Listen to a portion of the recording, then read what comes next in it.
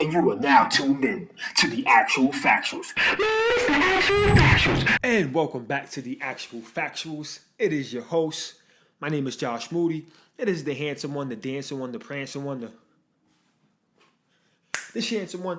You gotta say it twice. It's always better when you say it twice. Guys, it feels great to be back. Before I go any further, I gotta shout out to the team. Steam.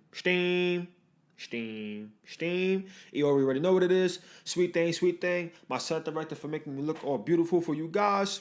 Also, my boy Rodney Chance, the writer of this show. I appreciate you, good brother. On TP, Shelly Schwenschro. I still appreciate you guys. You already know what it is. Shout out to the good brother, my co-host from afar at Shoe 50. Can't wait to have you. Shoe, I can't wait to have you back on the show, good brother. From Chopping It Up with Shoe as well. You already know I appreciate you as well. Guys, we getting right back into it with the recap of Week 4. Okay, starting off with Thursday Night Football, Vikings at Rams. What a game, guys. These fellas put on a great game. Two great teams in the NFL, especially because Rams are now 4-0. The Vikings are 1-2-1. The Vikings were looking to bounce back after a super bad loss last week. The number one draft pick in the 2016 draft class for the Los Angeles Rams, Jared Goff has been absolutely impressive. The young man has put up 26 for 33, 465 yards, and 5 tutties last week. Pretty damn impressive. Cooper Kupp, 9 receptions, 160 yards, two tutties. Brandon Cook, 7 receptions, 116 yards, 1 tutty. Robert Woods, 5 receptions, 101 yards, and 1 tutty. Todd Gurley's been an absolute stud. Is in the race for the MVP as well as Jared Goff is. And like I said, these guys have been absolutely impressive. There's an argument going on at this very point that Jared Goff is a system quarterback. Like I said, that remains to be seen for me. Sean McVay seems to has that it factor in terms of this young guy who can relate to these new players, relate to this new style of football, understand and putting his players in the right positions. And my bro, shout out to my good brother, Ease. You already know what it is, bro. Love you, good brother. Nonetheless, especially from speaking with him and getting some insight about Sean McVay. Like I said, he seems to get it in terms of this new age of football, of not overworking his guys, having his guys fresh, and understanding that these guys work out 365 days, 7 days a week, 24/7 type of deal, that these guys are already in shape. They don't overwork them. They don't over-practice them, okay? He has them ready to go, and that's why they're playing so well on Sundays. And give some credit to him as well because he's putting them in positions to do well. Jared Goff is pushing the ball down the field. They got the perfect wide receivers for it. They're speedy. Okay, he got his reception guy.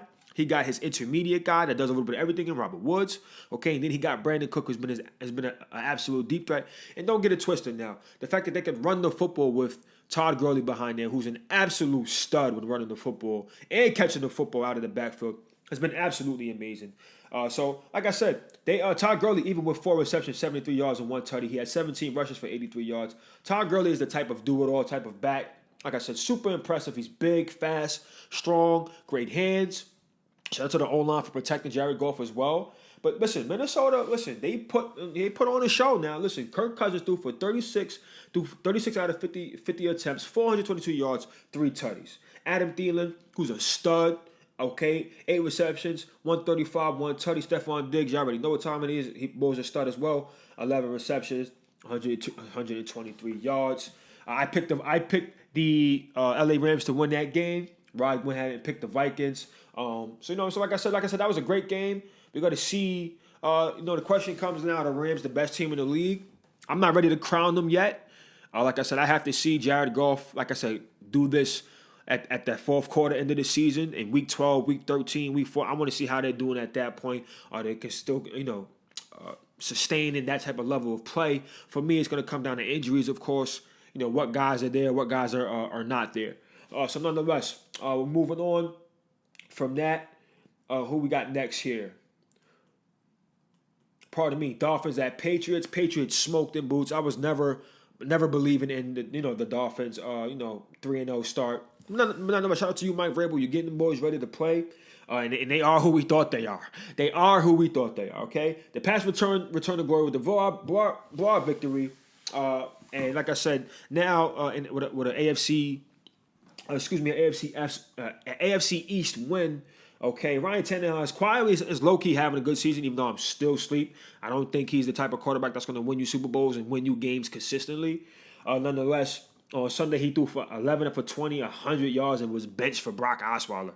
That's actually pretty bad because we already know the story with Brock. So nonetheless, Josh Gordon, 2 catches for 32 yards. For the Patriots. Like I said, if they get this man going, this could be something special. Julian Edelman is coming back this week. He's playing tonight for Thursday Night Football. So nonetheless, the guys are stud. The Patriots going to get back to form. They're going to be something to reckon with. Tom Brady, 23 for 35, 275 yards, 3 tutties, 2 interceptions. Sony Michel with a big day, 25 carries, 112 yards, 1 tutty. He has good feet. Like I said, he's a nice back, perfect type of back for the Patriots. Okay. Nonetheless, Rod picked the Patriots. I picked the Patriots as well for that game. Eagles at Titans. This is I guess you would call this an upset. Shout out to my man Squill. Okay. Shout out to my man Shoe. Bum ass Eagles. Y'all lost. Like I said, I can't. I'm not even gonna talk to the Giants loss as well. I'm not gonna talk too bad about them. But nonetheless, the Eagles. The Titans converted on 3 fourth downs, guys, to beat the Eagles an OT with a touchdown win by a touchdown reception by Corey Davis. Okay, the battle, the wizard as we like to call him, my man Shu like to call him the Sheriff. Carson Wentz is, he's seems like he's getting back in the form. It's going to take some time to get that rust off, but the kid's a stud. He, like I said, got that it factor. We call him the wizard. Okay, he threw for 25 out of 37, 255 yards, 131 interception. Okay, Marcus Mariota, he lit it up, which is, not surprising, but like he's not the type of quarterback that I consider somebody who lights it up. He's somebody who's a great game manager. Okay, he's a good pro in terms of managing the game and not turning the ball over. He has a little bit of a health issue for me and staying consistent and staying on the field. But despite that, he had a big day. A big day, 30 for 43, 244 yards, 1 tutty, 10 rushes for 46 yards and 1 tutty. Like I said, Corey Davis, 9 catches, 161 yards, 1 tutty. Malcolm Butler got scored on by Alshon. Okay, but as we know, he's a competitor. 9 tackles, guys, for a corner. 1 sack, 1 TFL, 1 forced fumble. Okay, great pick. I picked the Eagles in this game. So did Rod. We was both wrong on this one. Don't get used to that. Josh is not wrong pretty often. But nonetheless, we're moving on from that. Brown at Raiders, man. This one hurt. I was watching this game. I keep saying the Browns are must-see TV. They're just, Baker is somebody you want to watch. They got Juice, Jarvis Landry. Okay, but shout out to David Carr and the boys. I'm not going to give John Gruden any credit. Okay, I don't like what he's doing over there. I don't think he's the perfect guy for that fit. I still don't understand how he swindled the Raiders for 10 years, $100 million. That's a lot of chicken. If you ask me, too much for a coach who doesn't even play.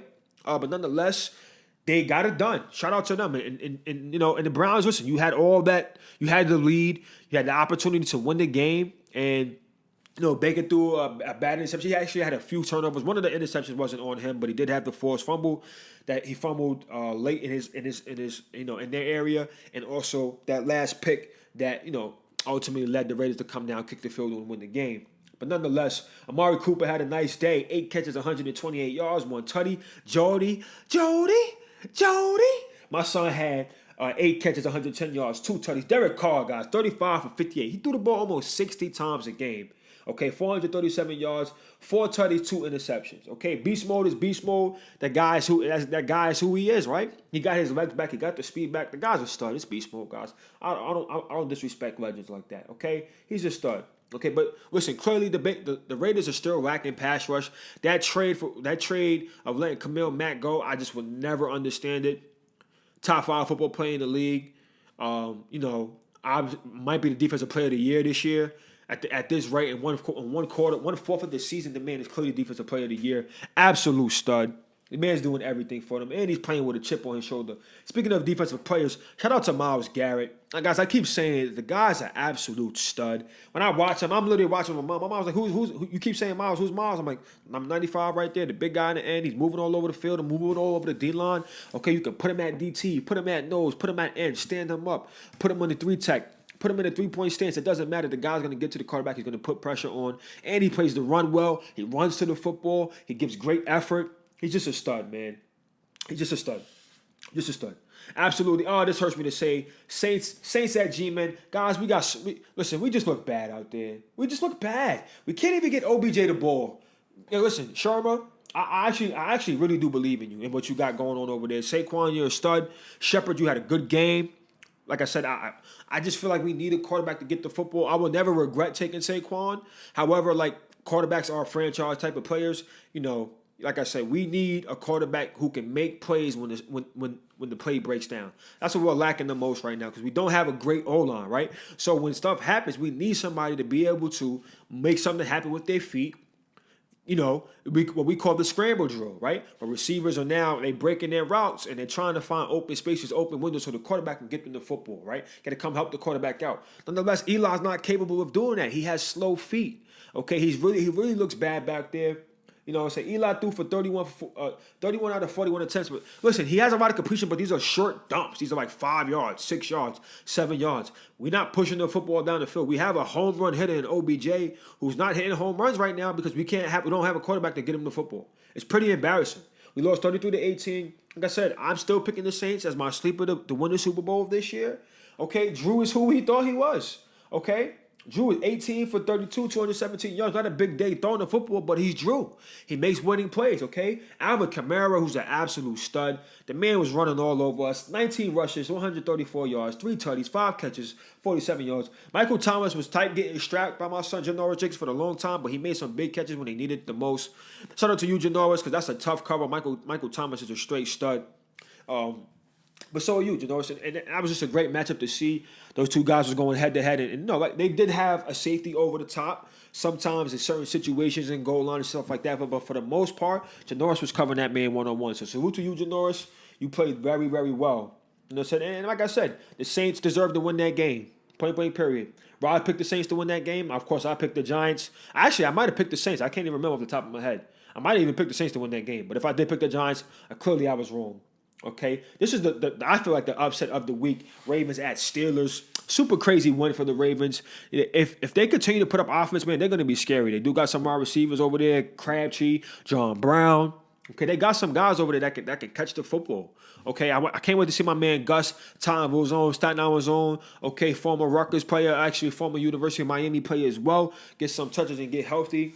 But nonetheless, Joe Flacco seems to be playing well. 28 out of 42, 363 yards, 2 tutties. John Brown, 3 catches, 116 yards, 1 tutty. Big Ben seems to be, that offense seems to be lacking Le'Veon Bell at this very point in time. They're asking Big Ben to be the old Big Ben and throw the ball 41 times. They're not going to win many football games at this point in time in his career in that fashion. They need a running game. James Conner has not been the guy to this very point. That's no slouch to him because he's not Le'Veon. Le'Veon is Le'Veon. You need Le'Veon. Excuse me. He was held in check for 9 carries, 19 yards. That's just not going to get it done. We need Le'Veon to report. Honestly, I don't want to see you go back to the Steelers for the way they did you. Okay, honorable mention, seeing what happened to Earl Thomas. Okay, I'm not mad at you, dog. Get your money, hold out until they pay you. They need to pay you. Look what happened. The man broke his leg. And now he's probably gonna not get his contract that he probably deserved from the Seahawks. But Seahawks lost, in my opinion. But get back to the Steelers, okay? Juju and AB were held both with around 60 yards, but AB did score a TD, okay? I had picked the Steelers to win that game, and so did Rodney. We was both wrong on that as well. Okay, Chiefs at Broncos. What a big win for the Chiefs, man. Patrick Mahomes is clearly the favorite right now to win the MVP. He's been an absolute stud. The man threw a nice left-handed touchdown pass. It was super dope. He's clearly has like, once again, I talked about when the play breaks down, being able to make something happen. Like the Giants are missing that so bad, but Patrick Mahomes, man, he got that super arm talent, gunslinger type of mentality. Perfect for Andy Reid because he likes to take chances. He's a risk taker, right? And he's doing great. And Andy Reid has compared Patrick Mahomes to Brett Favre. Let's not get ahead of ourselves in terms of whether he's going to sustain that success and continue to be that type of player. However, in terms of like style of play, I do see it. Absolutely. Okay? Von Miller is clearly still a guy. Kareem Hunt with a big day. 19 touches, 121 yards, 3 catches for 54 yards, okay? Travis Kelce, 7 catches for 78 yards, 1 tutty. Okay, the only bright spot for the Broncos was their defense. Okay, and running back Philip Lindsay, he's been a nice surprise for everybody. I know fantasy owners are probably drooling over him, picking him up in the waiver wire. He's been an absolute nice surprise, pleasant surprise for the Broncos. Probably you're still a stud, even though you just had one tackle, one TFO. They game planning for you. Nonetheless, I picked the Broncos to win that game as well, and so did Rod. So once again, I was wrong. Okay. Nonetheless, we moving on, guys, to this week's upcoming picks. Okay, we got. Okay, this game is going on right now, guys. I'm putting this on a little bit later than what I'm supposed to be doing, but let's go. We got Colts at Patriots. I'm definitely picking the Patriots to win this game. Like I said, Edelman is back. I expect them boys to smoke. Don't you smoke them? Andrew Luck is, seems to be getting better every week. He don't seem to be ready to take that next step again yet. I was very high on him in his first three years in the league. Looked like he seemed to have be the next guy, the next face of the NFL. I'm ready to hold off on that statement now because he just hasn't been who we thought he was going to be at this very point. Let's keep it in check. He's just coming off injury. Nonetheless, I'm picking the Pats to win this game. So is Rodney. Okay, Steelers at Falcons. Falcons at Steelers. I'm sleeping on Matt Ryan, on Matty Warm. You guys know I don't like this guy. It's not my sting. Nonetheless, I'm picking the Steelers to win this game. Big Ben. Hopefully you can get it done with AB and them boys and Juju Smith-Schuster. Like Skyzer, you already know. ATL is 6th in passing, whereas the Steelers are 3rd with Big Ben, number 1 in the league, 1,414 yards. Matty Warm is 6th in the league with 10 touchdown passes on the year and only 2 interceptions, okay? But they're both struggling to run the football, so that's been an ultimate problem for the boys and all that good stuff. So it's interesting to see what they're going to do to fix that problem because you need to really be able to have a balanced football, a balanced game plan when you're playing in the NFL. You have to be able to run the football, have to be this way because when you do play action passes, they're going to give the defense something to respect. This way you can now take shots, give AB some open shots, give Julio some open shots. Okay, they're missing Devontae Freeman in the Falcons. They need him pretty bad. Tevin Coleman is still a guy, but you need that combination of Freeman and Coleman. They're a nice complement to each other. 2 different style of backs. You need that. Julio is 4th in the league in receptions, kind of like the OBJ syndrome right now. But just can't seem to get in the end zone. I just don't get it. Matty Warm, get him a touchdown. Shout out to Calvin Ridley, who I was type sleep on because of I don't know. I just wasn't that sold. His route run is absolutely elite. I've been told that about a few guys, and I'm actually starting to see it now. And when you're playing opposite Julio Jones, you're gonna get a lot of one-on-one coverage, a lot of open and blown coverages because everybody's focused on Julio over there, and you still got Sanu over there as well.